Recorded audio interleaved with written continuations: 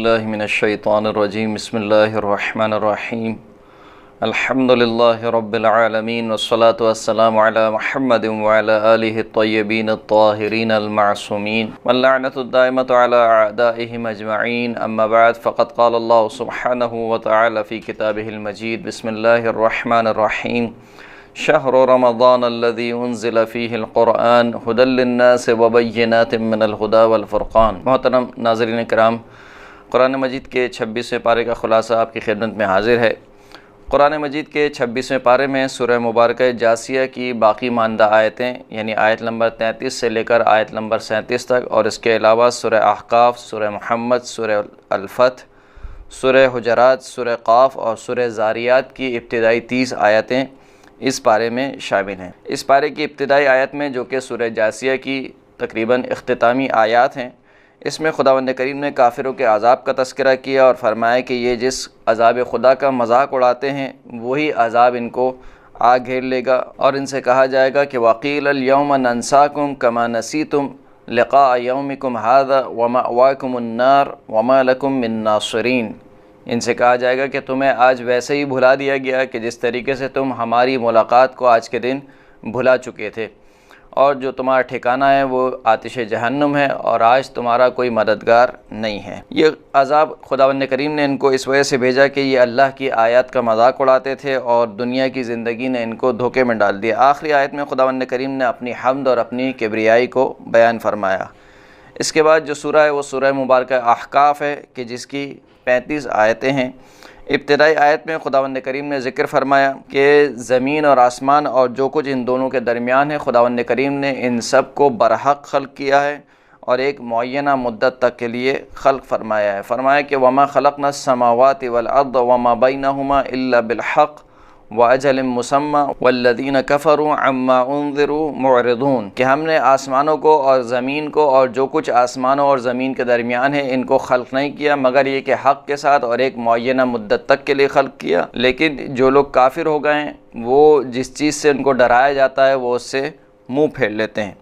پھر اس کے بعد خداوند کریم نے مشرکین کے عقیدے کی نفی کرتے ہوئے ان سے سوال کیا کہ یہ بتلاؤ کہ جو تمہارے شرکاء ہیں کیا انہوں نے کوئی چیز خلق کی ہے؟ اگر انہوں نے کوئی چیز خلق کی ہے تو وہ ہمارے سامنے لے کر آؤ، یا پھر انہیں آسمان کی خلقت میں کوئی شراکت حاصل ہے؟ اگر ایسا ہے تو اس کے اوپر کوئی محکم دلیل یا کوئی کتاب لے کر آؤ، یا کوئی ایسا قول، ایسا علم جو تم تک منتقل ہوا ہو، تم تک نقل ہوا ہو، اسے ہمارے سامنے پیش کرو۔ پھر اس کے بعد خداوند کریم نے روز قیامت مشرکین جو اپنے شرکاء سے بیزاری کا اظہار کریں گے اس کو بیان فرمایا، اور پھر اس کے بعد خداوند کریم نے بیان فرمایا کہ کافر ہمارے رسول پر تہمت لگاتے ہیں کہ یہ جادوگر ہے یا اس نے یہ قرآن اپنے پاس سے گڑھ لیا ہے۔ اس کے جواب میں خداوند کریم نے فرمایا کہ اے حبیب آپ ان سے کہہ دیجئے کہ اگر ایسا ہے تو میں خداوند کریم کے عذاب سے ڈرتا ہوں اور مجھے کوئی خدا کے عذاب سے بچانے والا نہیں ہے۔ یعنی اگر میں نے خدا پر جھوٹ باندھا ہے نعوذ باللہ، یا یہ قرآن میں نے اپنی جانب سے گڑھ لیا ہے، تو پھر اس کے ارتکاب میں، اس جرم کے ارتکاب میں خدا کے عذاب سے مجھے کوئی بچانے والا نہیں ہے۔ اور پھر فرمایا کہ ان سے کہہ دیجئے کہ اللہ ہی میرے اور تمہارے درمیان گواہی کے لیے کافی ہے۔ پھر اس کے بعد رسول اللہ صلی اللہ علیہ وآلہ وسلم نے فرمایا کہ دیکھو میں تمہارے درمیان کوئی انوکھا رسول نہیں ہوں، یعنی مجھ سے پہلے بھی جو ہے وہ رسول آ چکے ہیں، اور جس طریقے سے مجھ سے پہلے رسول آئے تھے وہ سب کے سب انسان تھے، تمہاری طرح کھاتے پیتے تھے، بالکل میں بھی اسی طرح کا ایک رسول ہوں، اور میں تو فقط وحی الہی کی پیروی کرتا ہوں۔ پھر اس کے بعد خداوند کریم نے بیان فرمایا کہ یہ قرآن گزشتہ آسمانی کتابوں کی تصدیق کرنے والا ہے جسے ہم نے عربی میں نازل فرمایا تاکہ ظالموں کے لیے عذاب خدا سے ڈرانے کا سبب بن سکے اور مومنین کے لیے بشارت کا باعث بن سکے۔ پھر اس کے بعد ان لوگوں کی جزا کا تذکرہ ہوا جو صاحبان ایمان ہیں اور اپنے ایمان پر ثابت قدم رہے کہ ان پر نہ تو کوئی خوف طاری ہوگا اور نہ وہ غمزدہ ہوں گے، اور وہ ہمیشہ جنت میں رہیں گے۔ پھر اس کے بعد انسان کو وصیت کی گئی کہ وہ والدین کے ساتھ نیک برتاؤ کرے، اور بالخصوص ماں کی عظمت کو خداوند کریم نے بیان کیا۔ آیت نمبر 15 میں خداوند کریم ارشاد فرماتا ہے وَوَصَّيْنَا الْإِنسَانَ بِوَالِدَيْهِ إِحْسَانًا حَمَلَتْهُ أُمُّهُ كُرْهًا وَوَضَعَتْهُ كُرْهًا وَحَمْلُهُ وَفِصَالُهُ 30 شهرا حتى إذا بلغ أشده وبلغ 40 سنة قال رب أوزعني أن أشكر نعمتك التي أنعمت علي وعلى والدي وأن أعمل صالحا ترضاه وأصلح لي في ذريتي انی تبت الیک و انی من المسلمین، کہ ہم نے انسان کو وصیت کی کہ وہ اپنے والدین کے ساتھ نیک برتاؤ کرے، نیک سلوک کرے، نیکی سے پیش آئے، کہ جس کی ماں نے اس کو سختی کے عالم میں اٹھائے رکھا اور سختی کے عالم میں، اذیت کے عالم میں اس کو اس دنیا میں جنا، اور اس کے حمل کی مدت اور اس کے دودھ چھڑانے کی مدت جو ہے وہ کل 30 مہینے تھی۔ پھر خدا نے ارشاد فرمایا کہ جب یہ بچہ دنیا میں آ گیا اور دنیا میں آنے کے بعد جب یہ بچہ جوان ہو گیا اور یہاں تک کہ 40 سال کی عمر تک پہنچ گیا، تو یہ بچہ کہنے لگا کہ پروردگار مجھے توفیق عطا فرما کہ میں تیری نعمت کا شکر ادا کروں، وہ نعمت جو تو نے مجھ پر نازل کی اور میرے والدین پر نازل کی، اور میں عمل صالح کو انجام دے سکوں، ایسا عمل صالح کہ جس سے تو راضی ہو، اور میرے لیے میری ذریت میں اصلاح فرما، میں تیری طرف رجوع کرنے والا ہوں اور میں مسلمانوں میں سے ہوں۔ اس کے بعد جہاں پر خداوند کریم نے ایک ایسے بچے کا تذکرہ کیا کہ جو اپنے والدین کا فرما بردار تھا، اس کی اگلی ہی آیت میں خداوند کریم نے ایک ایسے بچے کا تذکرہ کیا کہ جو اپنے والدین کا نافرمان تھا۔ خداوند کریم آیت نمبر 17 میں ارشاد فرماتا ہے کہ وَالَّذِي قَالَ لِوَالِدَيْهِ أُفٍّ لَكُمَا أَتَعِدَانِنِي أَنْ أُخْرَجَ وَقَدْ خَلَتِ الْقُرُونُ مِنْ قَبْلِي وَهُمَا يَسْتَغِيثَانِ اللَّهَ وَيْلَكَ آمِنْ إِنَّ وَعْدَ اللَّهِ حَقٌّ فَيَقُولُ مَا هَذَا إِلَّا أَسَاطِيرُ الْأَوَّلِينَ، کہ وہ شخص کہ جو اپنے والدین سے کہتا ہے کہ تم پروائے ہو، کیا تم دونوں مجھے ڈراتے ہو کہ میں دوبارہ اٹھایا جاؤں گا، جبکہ مجھ سے پہلے بھی کئی لوگ یعنی کئی بستیاں اور کئی افراد جو ہے وہ اس دنیا سے گزر چکے ہیں، اگر اٹھایا جانا ہوتا تو ان کو بھی دوبارہ اب تک اٹھایا جا چکا ہوتا۔ وَهُمَا يَسْتَغِيثَانِ اللَّهَ، جبکہ اس کے دونوں والدین جو ہے وہ اللہ سے مدد طلب کرتے ہیں اور کہتے ہیں کہ تجھ پر وائے ہو اور اللہ پر ایمان لیا کہ کیونکہ اللہ کا وعدہ حق ہے، تو بس وہ کہتا ہے کہ یہ تو پرانے لوگوں کی قصے کہانیاں ہیں۔ پھر اس کے بعد خداوند کریم نے ذکر فرمایا کہ آخرت کی جو درجات ہیں وہ اعمال پر منحصر ہیں، جس کا جیسا عمل ہوگا اس کو ویسے ہی درجہ ملے گا۔ البتہ اعمال بھی جو ہے وہ انسان کے عقیدے پر منحصر ہیں۔ اعمال کے لیے پہلے انسان کا عقیدہ درست ہونا چاہیے، عقیدہ درست ہونے کے بعد پھر انسان جیسے اعمال اور جتنی مقدار میں اعمال انجام دیتا ہے اس کو آخرت میں ویسا ہی درجہ ملے گا۔ پھر اس کے بعد خداوند کریم نے کافروں کے عذاب کا تذکرہ کیا، اور پھر اس کے بعد آیت نمبر 21 سے لے کر آیت نمبر 27 تک قوم عاد کا تذکرہ ہوا کہ جنہوں نے اپنے نبی کی مخالفت کی تو خدا نے ان پر اپنا عذاب کو بھیج دیا۔ پھر اس کے بعد خداوند کریم نے کچھ جنوں کا تذکرہ کیا کہ کچھ جن جب رسول خدا کے پاس حاضر ہوتے ہیں تو قرآن کی آیتوں کو غور سے سنتے ہیں اور کہتے ہیں کہ کان لگا کر سنو، اور پھر وہ اپنی قوم کے پاس جاتے ہیں اور اپنی قوم کو قرآن مجید کا تعارف کرواتے ہیں اور اپنی قوم کو ایمان کی دعوت دیتے ہیں۔ اور پھر اس کے بعد آخر میں خداوند کریم نے اپنی توحید کا ذکر فرمایا اور کافروں کے عذاب کا تذکرہ ہوا، اور آخری آیت میں رسول اللہ صلی اللہ علیہ وآلہ وسلم کو صبر کی تلقین کی گئی۔ اس کے بعد جو اگلا سورہ ہے وہ سورہ مبارکہ محمد ہے کہ جس کی کل 38 آیتیں ہیں۔ اس کی ابتدائی آیت میں خداوند کریم نے کافروں کے اعمال کے تذکرہ کیا کہ ان کے اعمال سوائے بربادی کے اور کچھ نہیں ہیں اور گمراہی کے اور کچھ نہیں ہیں، اور پھر اس کے بعد خداوند کریم نے بیان فرمایا کہ جو لوگ صاحبان ایمان ہیں اور جو عمل صالح کو انجام دیتے ہیں اور جو کچھ ہمارے رسول پر یعنی ہمارے رسول حضرت محمد مصطفیٰ صلی اللہ علیہ وآلہ وسلم پر نازل ہوا اس پر ایمان رکھتے ہیں تو اللہ ان کے گناہ معاف فرما دے گا اور ان کے امور کی اصلاح فرمائے گا۔ اس کے بعد خداوند کریم نے جہاد فی سبیل اللہ کا حکم دیا، اور جو لوگ اللہ کی راہ میں جہاد کرتے ہیں ان کی جزا کا ذکر ہوا۔ ایمان والوں کو حکم دیا گیا کہ اگر تم اللہ کی مدد اور نصرت کرو یعنی اللہ کے دین کی مدد اور اللہ کے دین کی نصرت کرو تو خداوند کریم بھی تمہاری مدد فرمائے گا اور تمہیں ثابت قدم رکھے گا۔ پھر اس کے بعد خداوند کریم نے کافروں کے اعمال حبط کیے جانے کا ذکر کیا اور ان سے کہا گیا کہ کیا تم نے زمین پر سیر نہیں کی کہ گزشتہ اقوام کی عاقبت کو دیکھتے کہ کس طریقے سے ہم نے گزشتہ اقوام کو جو کہ ہماری نافرمان تھیں ہم نے ان کو عذاب میں مبتلا کیا اور وہ تباہ اور برباد ہو گئیں۔ پھر اس کے بعد خداوند کریم نے بیان فرمایا کہ اللہ مومنین کا ولی ہے جبکہ کافروں کا کوئی ولی اور سرپرست نہیں ہے۔ اس کے بعد صاحبان ایمان کی جزا کا تذکرہ ہوا اور کافروں کے آخری ٹھکانے کا تذکرہ ہوا جو کہ جہنم ہے، اور پھر متقین کی جنت کا تذکرہ ہوا اور اس کی نعمتوں کا خداوند کریم نے ذکر فرمایا، اور یوں متقین اور کفار کا ایک طریقے سے موازنہ پیش کیا گیا۔ پھر اس کے بعد خداوند کریم نے بیان فرمایا کہ ہم نے کافروں کے دلوں میں مہر لگا دی ہے، اب ان کو آپ کی باتیں کچھ سمجھ میں نہیں آنے والی، یعنی اب آپ ان کو جتنی بھی ہدایت دیتے رہیں خود ان کے اپنے اعمال کی وجہ سے ان کے دلوں پر مہر لگ گئی ہے، اب انہیں کوئی بات سمجھ میں نہیں آئے گی۔ پھر اس کے بعد خداوند کریم نے قیامت کا تذکرہ کیا کہ وہ اچانک سے آنے والی ہے۔ منافقین کا تذکرہ ہوا کہ جب آپ انہیں جہاد کا حکم دیتے ہیں تو یہ آپ کو ایسے دیکھتے ہیں کہ جیسے ان کے اوپر غشی طاری ہو گئی ہو۔ اس کے بعد زمین پر فساد پھیلانے والوں اور قطع رحمی کرنے والوں پر اللہ نے لعنت بھیجی، اور اگلی آیت میں یعنی آیت نمبر 24 میں خداوند کریم نے قرآن مجید میں غور و فکر اور تدبر کرنے کا حکم فرمایا کہ افلا یتدبرون القرآن ام علی قلوب اقفالها، کہ کیا یہ قرآن میں تدبر اور غور و فکر نہیں کرتے یا ان کے دلوں پر تالے پڑے ہوئے ہیں۔ پھر اس کے بعد خداوند کریم نے مرتد افراد کا تذکرہ کیا کہ جو ایمان لانے کے بعد دوبارہ کافر ہو گئے،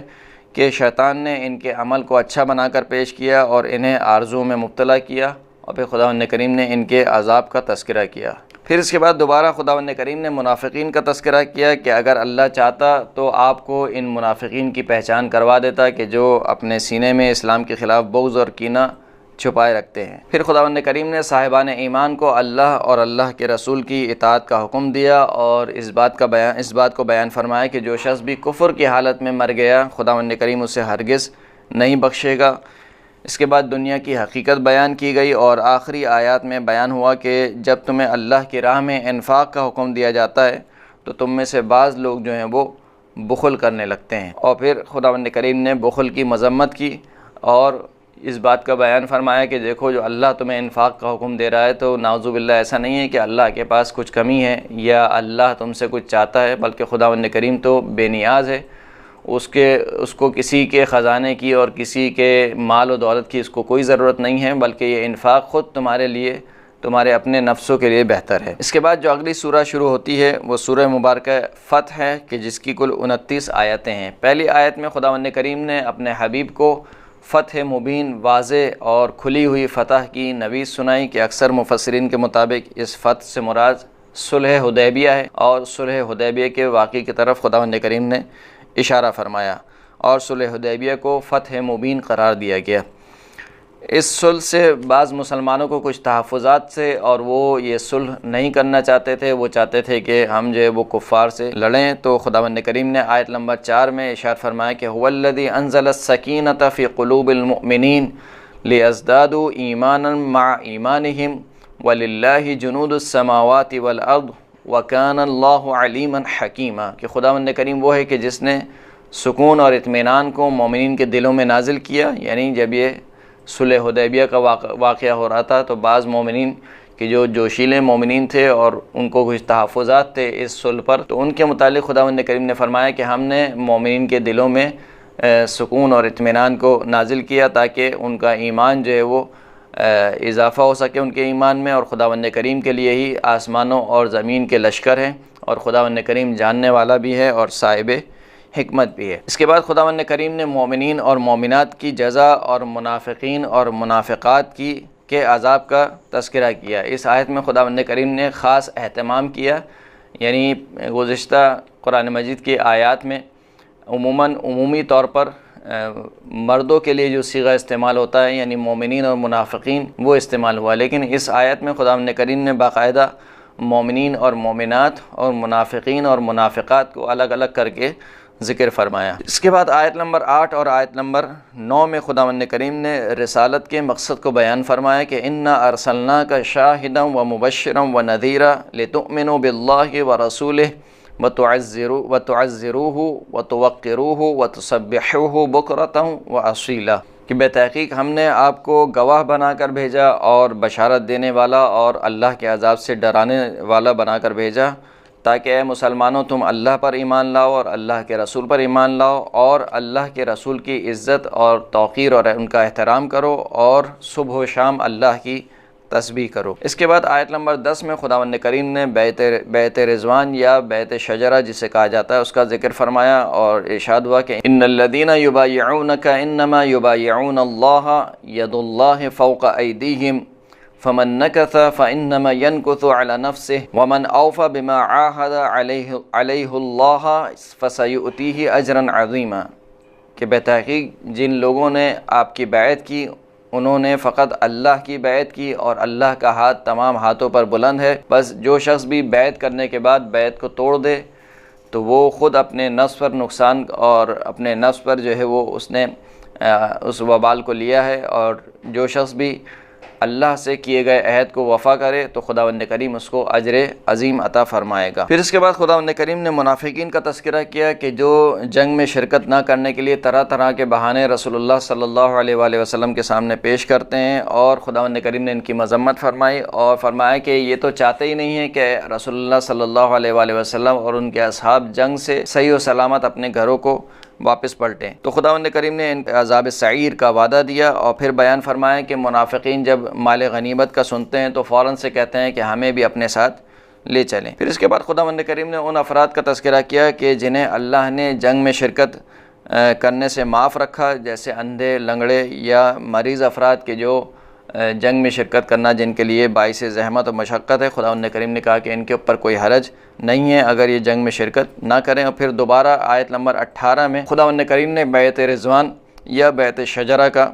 تذکرہ فرمایا، اور فرمایا کہ لقد رضی اللہ عن المؤمنین اذ یبایعونک تحت الشجرہ فعلم ما فی قلوبہم فانزل السکینۃ علیہم واثابہم فتحا قریبا، کہ بے تحقیق خداوند کریم راضی ہو گیا ان مومنین سے کہ جنہوں نے درخت کے نیچے آپ سے بیعت کی، بس اللہ جانتا ہے جو کچھ ان کے دلوں میں ہے۔ یعنی کچھ مومنین اس صلح حدیبیہ سے راضی نہیں تھے، تو خداوند کریم فرماتا ہے کہ اللہ جانتا ہے جو کچھ ان کے دلوں میں ہے، تو خداوند کریم نے ان کے دلوں پر اطمینان اور سکون کو نازل فرمایا، اور ان کو خداوند کریم ان قریب جو ہے وہ فتح سے ہمکنار کرے گا۔ یہاں پر اس بات کا ہم تذکرہ کر دیں کہ یہ جو خداوند کریم بیان فرما رہا ہے کہ خداوند کریم راضی ہو گیا ان مومنین سے کہ جنہوں نے بھی شجرہ کے نیچے، درخت کے نیچے بیعت کی تھی، یہ جو رضایت پروردگار ہے یہ وقتی رضایت ہے، یعنی اس وقت خداوند کریم ان سے راضی ہو گیا۔ اس کا یہ مطلب یہ نہیں ہے کہ پوری زندگی، اب آنے والی زندگی سے بھی جو ہے خداوند کریم راضی ہے، کیونکہ اگر یہ مطلب لیا جائے کہ ان سے خداوند کریم راضی ہو گیا، یعنی ابھی بھی راضی ہو گیا جب یہ بیعت کر رہے ہیں، اور اب جو ان کی آئندہ آنے والی زندگی ہے اس سے بھی خداوند کریم اگر راضی ہو گیا ہے، تو پھر اس سے نتیجہ یہ نکلے گا کہ جن لوگوں نے بھی بیعت رضوان یا اس درخت کے نیچے بیعت کی تھی وہ تمام کے تمام معصوم ہستیاں کہلائیں گی، کیونکہ ان سے خداوند کریم راضی ہو گیا۔ تو اب وہ اپنی آئندہ آنے والی زندگی میں جو کام بھی انجام دیں، اگر خداوند کریم ان سے راضی ہے تو اس کا مطلب یہ ہے کہ وہ ہستیاں جو ہے وہ معصوم ہستیاں ہیں، جبکہ کوئی بھی اس بات کا قائل نہیں ہے کہ وہ ہستیاں معصوم ہستیاں ہوں، بلکہ خداوند کریم بیان یہ فرمانا چاہ رہا ہے کہ اس وقت جب یہ آپ سے بیعت رضوان یا درخت کے نیچے جب بیعت کر رہے ہیں، اس وقت خداوند کریم ان سے راضی ہو گیا ہے۔ اب اگلی زندگی میں اگر یہ اپنی بیعت کے اوپر باقی رہتے ہیں، جس طریقے سے پہلی آیت میں جو تذکرہ گزرا ہے بیعت رضوان کا، کہ اگر اپنی بیعت کے اوپر باقی رہتے ہیں، اپنے ایمان کے اوپر باقی رہتے ہیں، رسول اللہ کی اطاعت اور ان کے فرمان کے اوپر باقی رہتے ہیں، تو خداوند کریم بھی ان سے راضی ہے۔ لیکن اگر یہ آئندہ آنے والی زندگی میں اللہ کی مخالفت کرتے ہیں یا اللہ کے رسول کی مخالفت کرتے ہیں، تو قطعاً خداوند کریم ان سے راضی نہیں ہوگا۔ اس کے بعد خداوند کریم نے صلح حدیبیہ کے بعد وافر مقدار میں مسلمانوں کے ہاتھ مال غنیمت لگنے کی خبر سنائی کہ صلح حدیبیہ کے بعد جو ہے وہ وافر مقدار میں مال غنیمت مسلمانوں کے ہاتھ لگے گا، اور پھر خداوند کریم نے مسلمانوں پر اپنا خاص لطف و کرم جو کیا اس کو بیان فرمایا۔ پھر آیت نمبر 25 میں خداوند کریم نے صلح حدیبیہ کی اصل علت اور حکمت کو بیان فرمایا۔ ارشاد ہوا کہ هم الذين كفروا وصدوكم عن المسجد الحرام والهدي معكوفا ان يبلغ محله ولولا رجال مؤمنون ونساء مؤمنات لم تعلموهم ان تطؤوهم تصيبكم منهم معرة بغير علم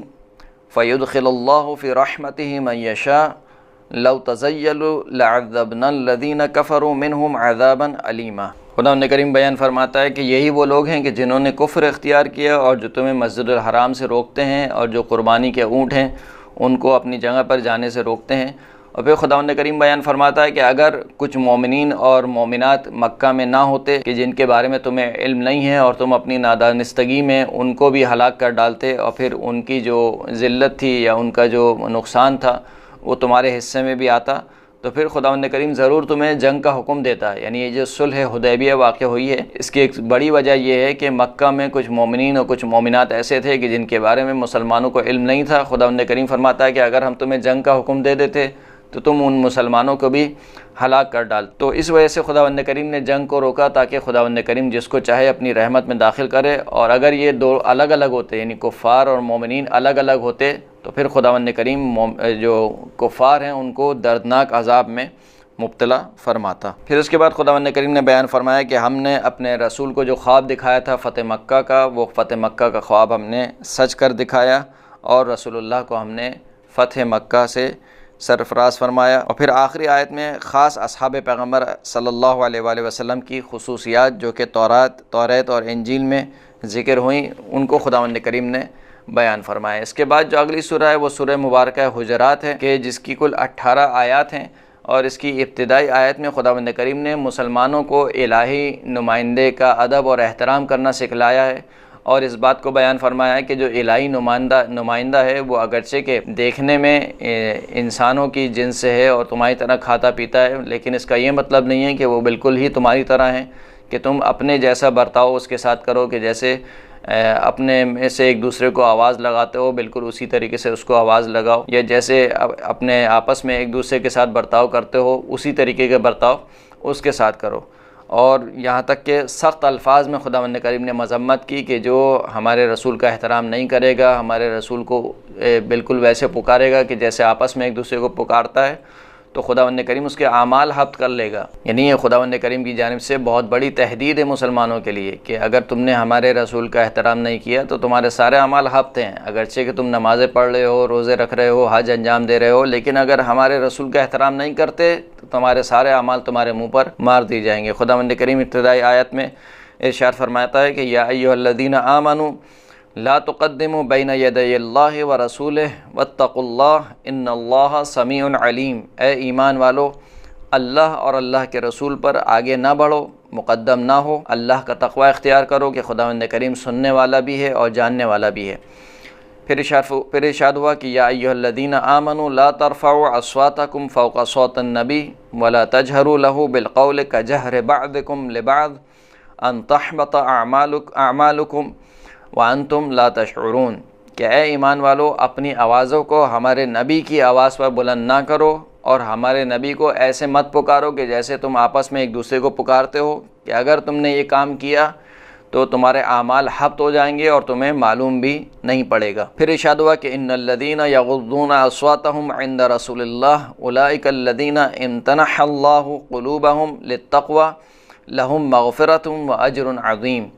کہ وہ لوگ جو اپنی آوازوں کو ہمارے رسول کی بارگاہ میں نیچے رکھتے ہیں، یہی وہ لوگ ہیں کہ خداوند کریم نے جن کے دلوں کا امتحان تقوی کے لیے لیا ہے، اور ان کے لیے مغفرت بھی ہے اور ایک عظیم اجر بھی ہے۔ پھر ارشاد ہوا کہ ان الذین ینادونک من وراء الحجرات اکثرهم لا یعقلون، بتحقیق وہ لوگ جو حجروں کے پیچھے سے آپ کو پکارتے ہیں ان میں سے اکثر لوگ تو عقل ہی نہیں رکھتے، سمجھ بوجھ ہی نہیں رکھتے۔ وَلَوْ أَنَّهُمْ صَبَرُوا حَتَّى تَخْرُجَ إِلَيْهِمْ لَكَانَ خَيْرًا لَهُمْ، اگر یہ صبر کریں یہاں تک کہ آپ خود ہی ان کے اوپر خارج ہو جائیں، یعنی خود ہی اپنے گھر سے باہر آ جائیں، تو یہ ان کے لیے زیادہ بہتر ہے۔ واللہ غفور الرحیم، اور خداوند کریم بخشنے والا بھی ہے اور رحم کرنے والا بھی ہے۔ اس کے بعد اگلی آیت میں خداوند کریم نے ذکر فرمایا کہ اگر فاسق اور فاجر کوئی خبر لے کر آئے تو اس کی خبر کی ضرور چھان بین کر لیا کرو، اور ہر خبر پر کان نہیں دھرا کرو۔ فرمایا کہ یا ایھا الذین آمنوا ان جاءکم فاسق بنبأ فتبینوا ان تصیبوا قوما بجہالۃ فتصبحوا علی ما فعلتم نادمین، کہ اے لوگو، اے صاحبان ایمان، اگر فاسق تمہارے پاس کوئی خبر لے کر آئے تو اس کی ضرور چھان بین کر لیا کرو، کہ کہیں ایسا نہ ہو کہ تم کسی قوم پر جو ہے وہ جہالت کے سبب کوئی اقدام کر بیٹھو اور پھر اپنے اقدام سے جو ہے وہ تم پشیمان اور نادم ہو جاؤ۔ پھر اس کے بعد خداوند کریم نے بیان فرمایا کہ اگر ہمارا رسول اکثر امور میں تمہاری اطاعت کرے تو تم خود مشکل میں پڑ جاؤ گے، اور خداوند کریم نے تمہارے لیے ایمان کو پسند فرمایا ہے اور اسے تمہارے لیے زینت بخشی ہے، اور کفر اور فسوق اور عصیان کو تمہارے لیے پسند نہیں فرمایا۔ پھر اس کے بعد خداوند کریم نے بیان فرمایا کہ اگر مسلمانوں کی دو جماعتیں آپس میں آمنے سامنے ہو جائیں تو جو ان میں سے ظالم جماعت ہے اس کے خلاف قتال کیا جائے، یعنی اس کے خلاف جنگ لڑی جائے اور اس کو جو ہے وہ اس کا جو فتنہ ہے اس کو ختم کیا جائے۔ اور پھر فرمایا کہ مومنین جو ہے وہ آپس میں بھائی بھائی ہیں،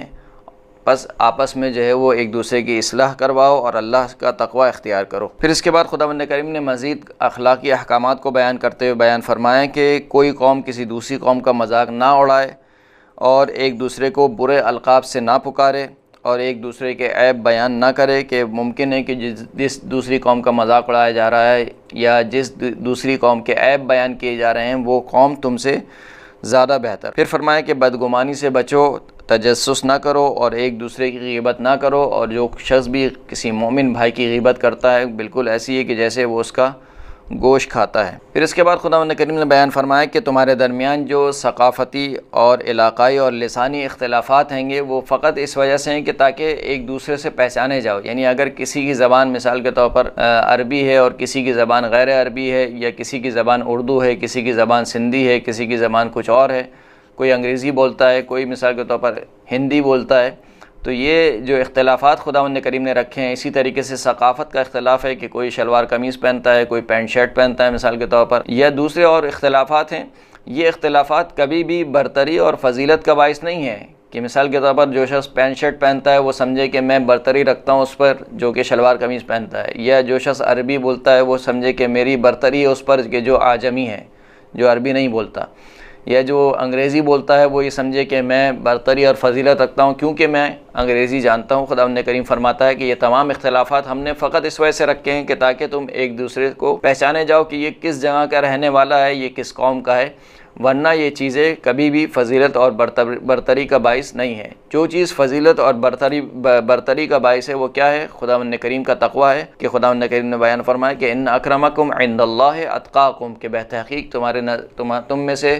اللہ کے نزدیک سب سے محترم اور مکرم شخص وہ ہے کہ جو تم میں سب سے زیادہ اللہ کا تقوی اختیار کرنے والا ہے۔ پھر اس کے بعد خداوند کریم نے ایمان اور اسلام میں فرق کو بیان کیا کہ اسلام وہ ہے کہ جو فقط زبان تک محدود ہو جائے، اور ایمان وہ ہے کہ جو زبان سے اتر کر دل میں سما جائے۔ جب تک کلمہ لا الہ الا اللہ محمد رسول اللہ صلی اللہ علیہ وآلہ وسلم اپنی پوری تعویل اور تفسیر کے ساتھ انسان کے دل میں نہ سما جائے، اس وقت تک انسان مومن نہیں کہلا سکتا، اور جب تک یہ کلمہ فقط زبان پر جاری رہے اس وقت تک انسان مسلمان تو ہے لیکن مومن نہیں ہے۔ پھر اس کے بعد خداوند کریم نے آیت نمبر 15 میں حقیقی مومنین کا تذکرہ فرمایا کہ انما المؤمنون الذین آمنوا باللہ ورسولہ ثم لم يرتابوا وجاہدوا باموالہم وانفسہم فی سبیل اللہ اولئک هم الصادقون، کہ فقط اور فقط مومنین وہ ہیں کہ جو اللہ پر ایمان لائے اور اللہ کے رسول پر ایمان لائے، اور پھر ایمان لانے کے بعد کسی قسم کے شک اور شبہ میں مبتلا نہیں ہوئے، اور اپنے نفسوں سے اور اپنے جانوں سے اپنے مال سے اللہ کی راہ میں جہاد کیا، یہی وہ لوگ ہیں جو کہ سچے مومنین ہیں۔ پھر اس کے بعد آخری آیت میں خداوند کریم نے بیان فرمایا کہ اگر یہ لوگ اسلام لاتے ہیں تو یہ لوگ یہ نہ سمجھیں کہ اسلام لا کر گویا ہمارے رسول پر کوئی بہت بڑا احسان جتلا رہے ہیں، بلکہ ان کا اسلام لانا خود ان کے فائدے کے لیے ہے۔ ارشاد ہوا کہ یمنون علیک ان اسلموا قل لا تمنوا علی اسلامکم بل اللہ یمن علیکم ان ہداکم للایمان ان کنتم صادقین، کہ اے رسول یہ تجھ پر احسان جتلاتے ہیں کہ یہ اسلام لے آئے۔ اے حبیب ان سے کہہ دیجئے کہ مجھ پر اپنے اسلام لانے کے ذریعے سے احسان مت جتلاؤ، بلکہ اللہ نے تم پر احسان کیا کہ تمہیں ایمان کی طرف ہدایت کی اگر تم سچے مومنین ہو۔ اور پھر خداوند کریم نے آخری آیت میں اپنے علم کا تذکرہ کیا، اور یوں سورہ مبارکہ حجرات کا اختتام ہوتا ہے، اور اس کے بعد جو اگلی سورہ ہے وہ سورہ قاف ہے کہ جس کی کل 45 آیات ہیں۔ ابتدائی آیت میں خداوند کریم نے بیان فرمایا کہ کافر اس بات سے تعجب کرتے ہیں کہ کیا ہم مرنے کے بعد دوبارہ اٹھائے جائیں گے، اور پھر خداوند کریم نے بیان فرمایا کہ خداوند کریم انسان کے تمام اعضاء جو مٹی میں مل جائیں گے ان کا علم رکھتا ہے، اور ان کو دوبارہ جوڑنے پر اور دوبارہ ان کو اٹھائے جانے پر، ان کو دوبارہ خلق کرنے پر قادر ہے۔ پھر اس کے بعد خداوند کریم نے آسمان اور زمین میں اپنی نشانیوں کا تذکرہ کیا، اور اس کے بعد خداوند کریم نے قوم نوح، اصحاب رس، قوم سمود، قوم عاد، قوم فرعون، قوم حامان، قارون، قوم لوط اور اصحاب ایکا اور قوم تبع کے بارے میں بیان فرمایا کہ ان سب کے پاس ہمارے رسول آئے اور ان سب نے ہمارے رسولوں کو جھٹلایا تو ان پر ہمارا عذاب۔ پھر خداوند کریم نے فرمایا کہ کیا ہم پہلی خلقت سے تھک چکے ہیں کہ اب دوبارہ ہم مثال کے طور پر خلق نہیں کر سکتے، یعنی جو کافر کہتے ہیں کہ ہم دوبارہ کیسے خلق کیے جائیں گے، تو خداوند کریم بیان فرماتا ہے کہ کیا خداوند کریم پہلی خلقت سے تھک گیا ہے کہ آدم سے لے کر اب تک خداوند کریم انسانوں کو خلق کر رہا ہے، تو جو پہلی خلقت سے نہیں تھکا ہے تو اب وہ دوسری خلقت سے کیوں کر تھک سکتا ہے؟ ہم ضرور بضرور دوسری خلقت کرنے پر بھی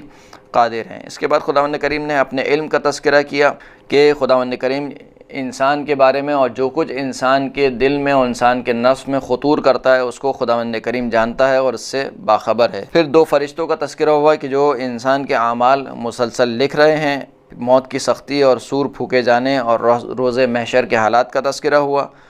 کفار کے عذاب کا تذکرہ ہوا اور متقین کی جنت کا ذکر ہوا۔ آسمان و زمین کی خلقت کا خداوند کریم نے ذکر فرمایا، اور پھر خداوند کریم نے اپنے حبیب رسول اللہ صلی اللہ علیہ وآلہ وسلم کو صبر کرنے اور صبح و شام اللہ کی تسبیح کرنے کا حکم دیا، اور آخری آیت میں خداوند کریم نے معاد کا تذکرہ فرمایا۔ اس کے بعد سورہ مبارکہ ذاریات شروع ہوتی ہے کہ جس کی کل 30 آیتیں، یعنی ابتدائی 30 آیتیں اس پارے میں 26ویں پارے میں شامل ہیں۔